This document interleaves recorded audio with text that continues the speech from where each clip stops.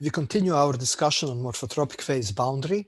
We have just introduced monoclinic phase and indicated the theta-morphotropic phase boundary where energies of rhomboedral and tetragonal phases are very close to each other.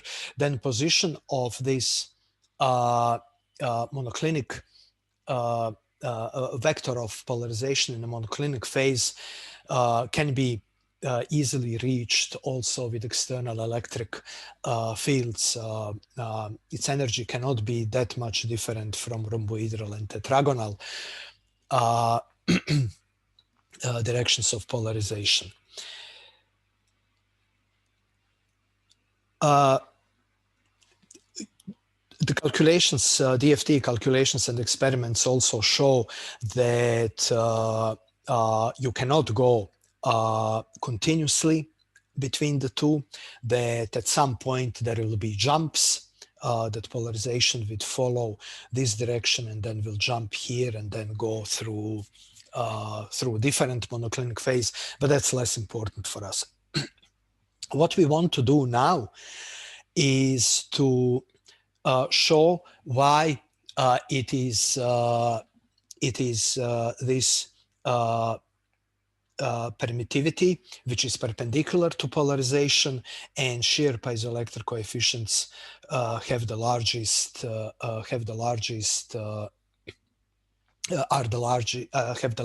increase at morphotropic phase boundary. So let's first look at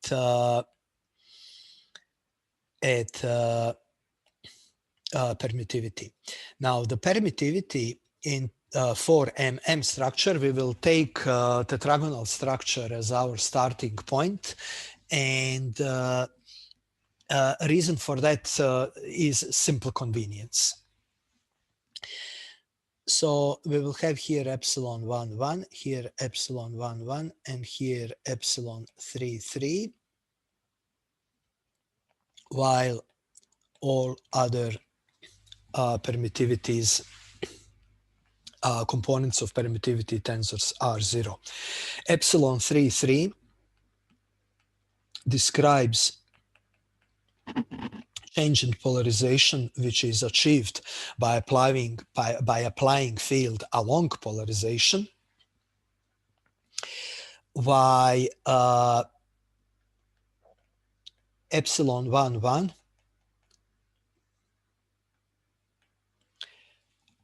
indicates changes in polarization along direction 1 when we apply field in the same direction. So this would be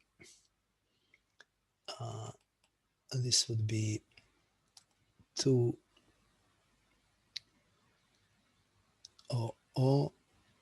sorry. So we will call this direction 1, and this direction 2, and this is direction 3. Okay.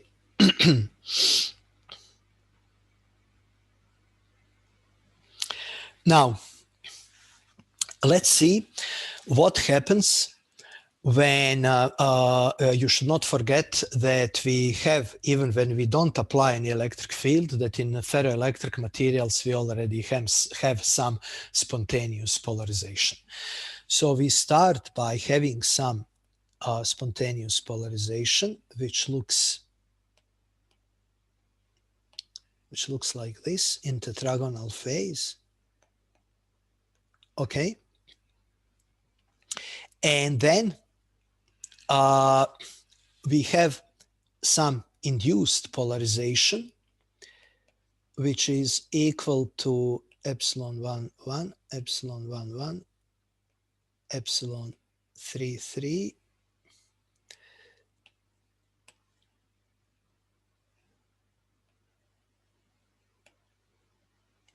okay.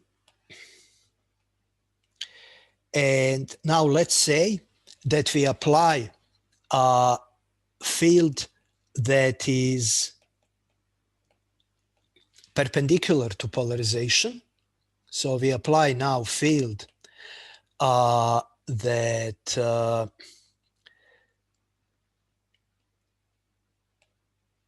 goes in this direction here.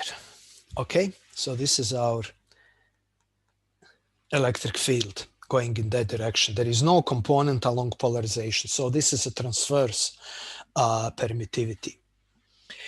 And this is 0, 0, 0, 0, 0, 0. When we multiply this, we will get here epsilon 1, 1, E1, and epsilon 2, 2, E2, and here will be 0. So our total polarization will have these two components. So this is induced electric field induced polarization, and our total permittivity polarization will be equal to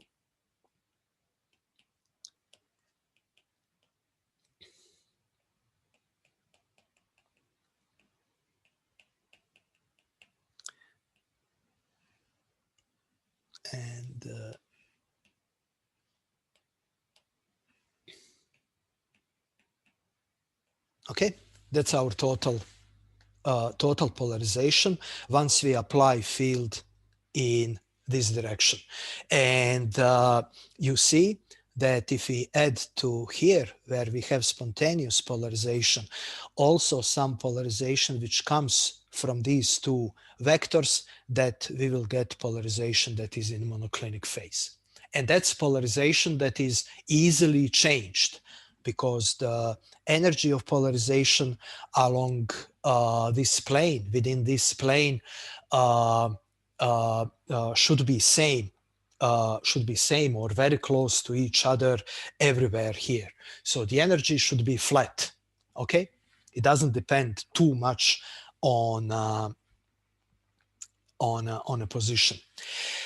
And also an important thing is that we remember what epsilon 1, 1 and epsilon 2, 2 mean. They are derivative of polarization with the field. Now, we just said that polarization should be easily changed with the field, and that means that this epsilon 1, 1 should be very large. It's easier to change polarization to rotate than to extend along polar vector. And one of the reasons for that has to do, this is very simplified, but one of the reasons for that has to do with how perovskite crystal looks like. Again, looking at cubic structure, you remember what we have. We have oxygen atom here, here, here, here, here, and somewhere here. So it's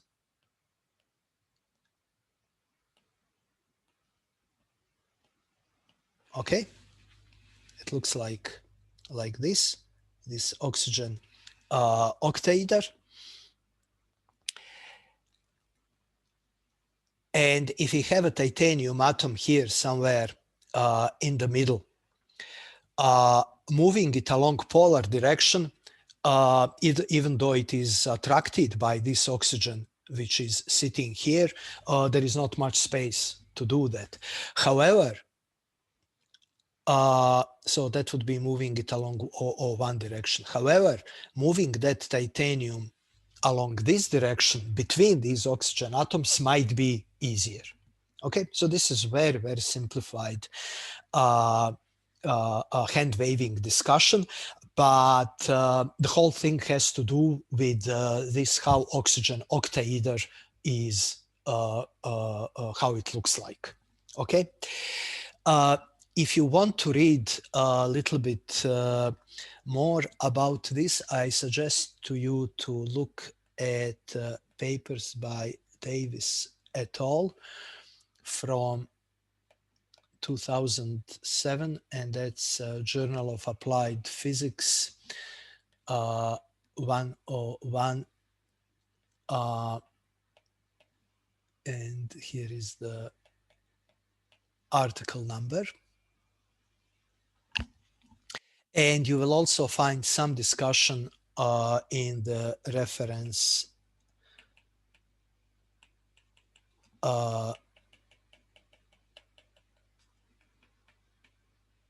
IEEE transactions on UFFC from 2009, volume 56, page 1574. If you cannot find them for any reason, but you should, then contact me and I can send you. Okay, so we see that at morphotropic phase boundary, it is reasonable to expect that epsilon 1 transverse permittivity and also epsilon 2 should be much bigger than increase in epsilon 1 should be much bigger than increase in epsilon 3, which will also increase, but for a smaller amount. Now, why shear coefficient, piezoelectric shear coefficient should be also have a large increment? Well, for the same reason. I will try to do this.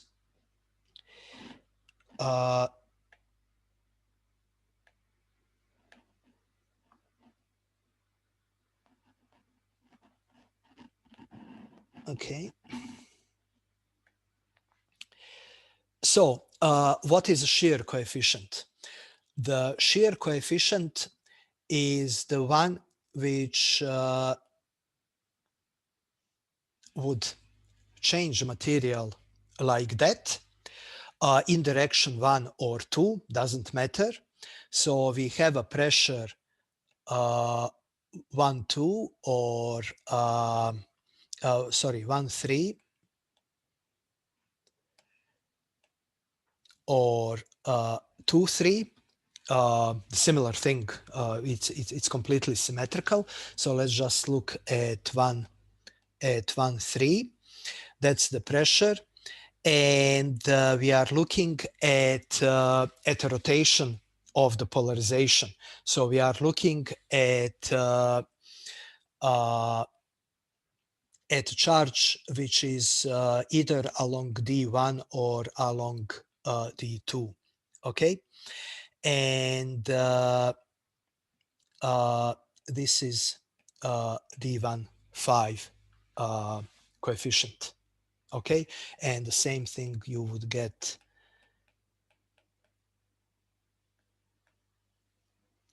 okay, where so this is 5 and this is 4 according to our notation that we introduced before, and we also know that for perovskite structure D1 5 is equal to D2 4. So we get that. So what is the coefficient? It's a change of pressure with respect, or change of polarization with respect to pressure. So for D1 5, that would be this. So it's, if D1 5 is big, that means that this change of polarization in direction 1 from 0 to some value is big when we apply a shear pressure. And from thermodynamics, you can actually get that D1 5 is proportional to epsilon 1. So it all falls nicely together. Okay, so this is proportionality. Okay. And of course, other coefficients are also going to be improved at the morphotropic phase boundary, but these shear and shear piezoelectric and transverse dielectric coefficient will be increased the most. it is possible to show this with thermodynamics. We can take reduced presentation of the free energy of the material. And for example, if we have a tetragonal phase here in the free energy, so this is free energy, and this is as a function of polarization, which is equivalent to displacement of atoms in a cell. You can fix yourself to titanium and say how far it goes from the center, and that's a measure of polarization, approximately. So let's say titanium is there, and tetragonal phase is there, and rhomboidal phase is here. And now you are looking at the paths in this free energy, how easy it is to go from one phase to another. And you see that, for example, from rhomboidal to tetragonal, there are no hills. It's relatively easy to do that. To go to cubic phase, there is much bigger hill. To go to invert polarization from one rhomboidal to another, you have to go through cubic phase, which is a very large energy barrier. And this orthorhombic phase is actually one of the can mimic one of these monoclinic phases. Now, here is the energy in different directions as a function of a distance from the morphotropic phase boundary. And this is a rhomboidal phase, and this is a monoclinic phase. Now, if you look at a composition that is very close to morphotropic phase boundary, 60-40, still away from morphotropic phase boundary, but closer than 90-10, which is far away, you get that this hill for a composition that is close to the morphotropic phase boundary, which represents the energy barrier, is much lower than far from the morphotropic phase boundary. And if you look at the same for another monoclinic phase, you find that it is even lower. While for a pure rhomboidal phase, that hill would be much bigger. So whenever you have a flatter region of in a phase in a free energy, it is easier to move your system along that path that has a flatter energy. So here, for example, going from rhomboidal to tetragonal phase, this part is very difficult, but going around is very easy because energy is flatter. And that is this monoclinic path that material would follow. So anywhere between here and here, you have a monoclinic path, okay? And the energy is very flat.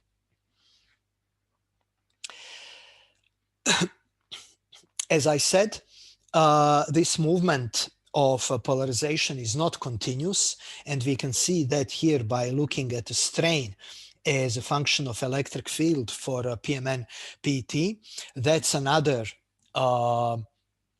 morphotropic phase boundary system that is very useful for applications. It even has a bigger effect on coefficients at the morphotropic phase boundary than PZT.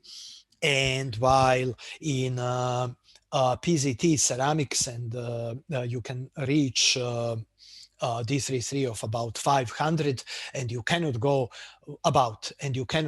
much larger. In single crystals you can get 1000, but you cannot get single crystals, while in this Relaxor ferroelectric PMN PT you can easily get piezoelectric coefficient 2,000 to 3,000 picometers per volt. So almost an order of magnitude.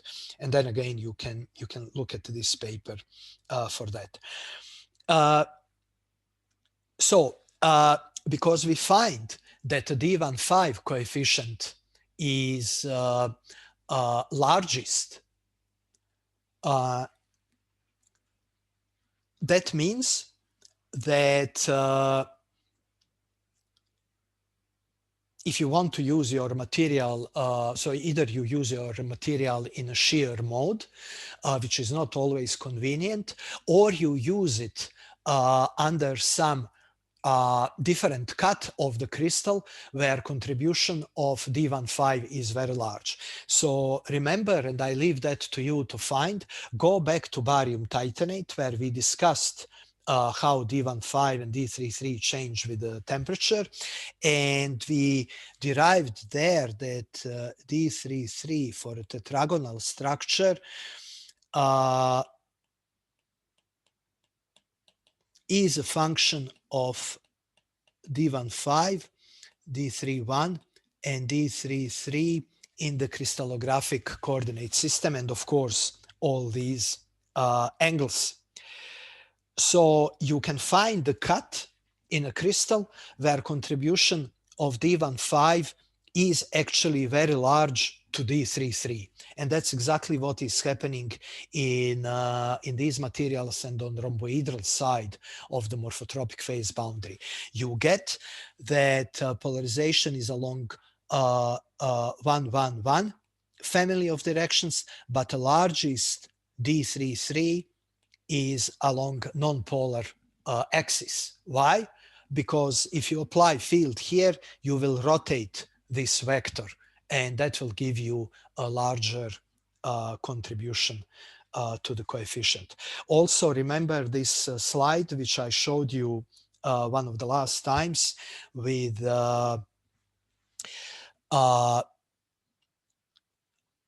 D33 as a function of orientation for a rhomboedral material, where you get this shape that looks like this. This is angle theta. This is 1, 1, 1 pseudo-cubic. That's direction of polarization in a rhomboedral material. And this is approximately 0, 0, 1 pseudo-cubic. So there is an angle of about 54 degrees approximately. And D33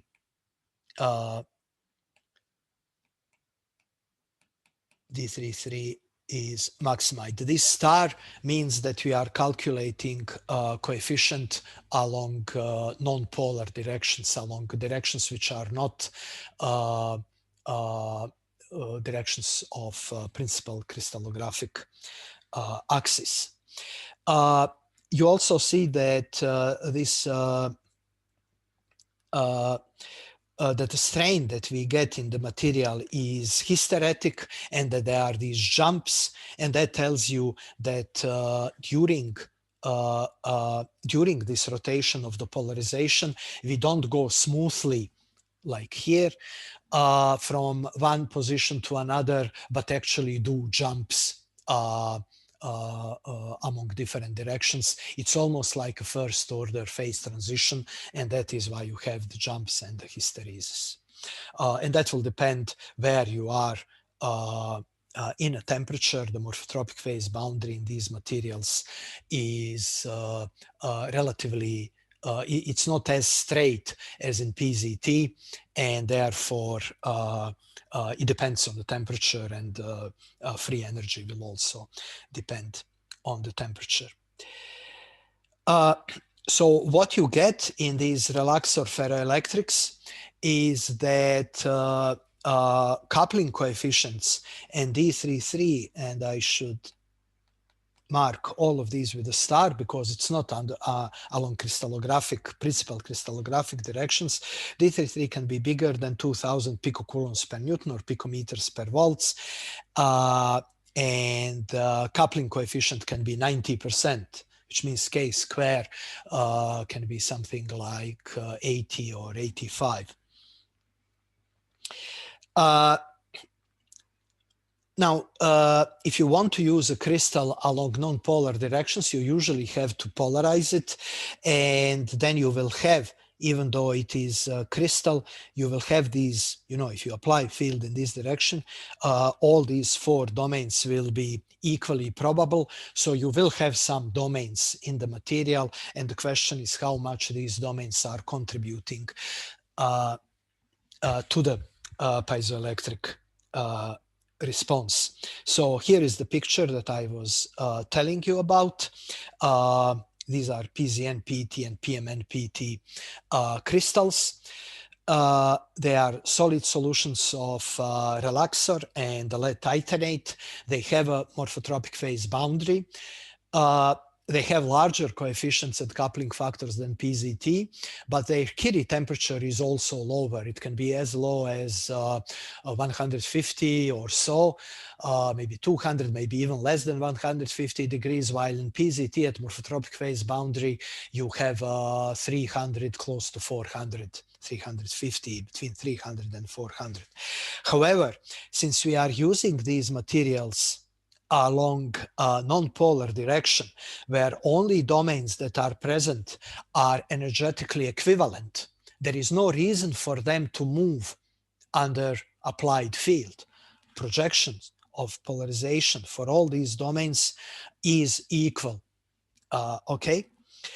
So there is no reason when I apply either pressure or field for them to switch. And you know that it's movement of the domain walls which gives you hysteresis in a material. So here, when you plot strain as a function of the field, you get a almost ideally linear relationship. There is some curvature, so piezoelectric effect is a little bit field dependent, but there is no hysteresis. And that's very important for applications.